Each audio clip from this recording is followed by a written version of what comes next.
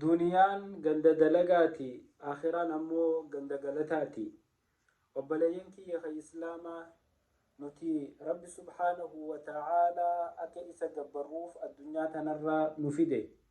addunyaa tanarratti ammoo khayrii dalaynu hunda keeysatti galata keenya akka rabbi subhaanahu wa ta'aalaa guyyaa qiyaamaa nu galchuuf abdiidhaan guyyaa sanitti waan amanne jechaaf rabbii keenyaaf ajaja isaa hunda goonaa jechu.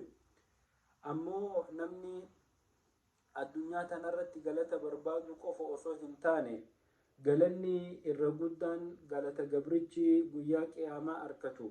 guyyaa dalagaan xiqqoon ati asirratti dalayde hundi bu'aa gurguddoo sii qabdu sanii jechu. akka islaamaatitti yeroo waa dalaynu, yeroo waa sadaqan, yeroo dalagaa khayrii ka dalaynu galata isii rabbi subhaanahu wa ta'aalaa addunyaa irratti illee karaa gaarii nu qaceelchee hamtuurraa nu qabeeti rabbi subhaanahu wa ta'aalaa akhiratti illee nu ol kaahaa jechu. obboleeyyan kiyya ummanni kaafiraa addunyaa tanarratti yoo isaan toltuu dalagan rabbiin subhaanahu wa ta'aalaa toltuu isaan dalagan san galata isii asumarratti isaaniif deebisan. guyyaa akhiraa ammoo rabbi biraahuu waa takkan qaban jechu.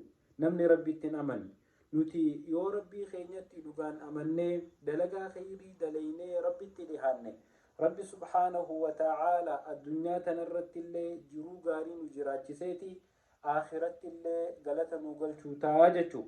waan dalaydu hunda galata isii addunyuma tanarratti qofa arkachuu hin yaalin. jiruun addunyaa tun gabaabduudha. jiruun addunyaa tun jireenya xiqqaa fokkotaa tokko. jiruun addunyaa tuni jiruu akhiraan caaltu. jireenya caalu jireenya akhiraati. bakka dalagaan hin jirre galata malee. gabrichi arra rabbii isaatitti dhihaatee akka rabbiin isaa barbaadutti jiraate guyyaa qiyaamaa galata gaarii galfamuuf ta'a. obboleessa kiyya obboleeytii tiyya akka guyyaa boruu milkoynu jabaannee dalagaa khayrii haa dalagannu. arri dalagaadha borummoo galata. nama asirratti laffa'ee dalagaa khayrii gaggaarii dalagateetu guyyaa qiyaamaa san rabbi biraa galata galfamuuf ta'a jechu. warra guyyaa san galata rabbi biraa arkatu nu haa godhu. wassalaamu alaykum wa rahmatullaahi wa barakaatuh.